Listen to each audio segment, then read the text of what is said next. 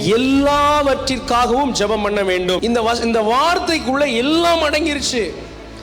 உங்க வாழ்க்கையில இந்த காரியத்துக்காக நான் ஜெபம் பண்ண வேண்டாம் என்று சொல்லி ஒதுக்குற ஒரு காரியமும் கிடையாது. எத்தனை பேர் என்னோட கூட ஒத்துக்கொள்றீங்க? ஹல்லேலூயா. காலையில எழுந்தது முதல் இரவு படுக்கைக்கு செல்ற வரைக்கும் நீங்கள் சந்திக்கிற நபர்களோ, உங்களுடைய காரியங்களோ, உங்களுடைய வேலையோ, நீங்கள் பயன்படுத்துகிற பொருட்களோ, புசிக்கிற ஆகாரமோ, பயன்படுத்துகிற வாகனமோ, எதுவா இருந்தாலும் எல்லாவற்றிற்காகவும் நீங்களும் நானும் ஜெபிக்கும்படி பவுல் சொல்லியிருக்கிறார். அல்லேலூயா, அல்லேலூயா. சொல்லுங்க, நான் எல்லாவற்றிற்காக ஜெபிக்க போகிறேன்.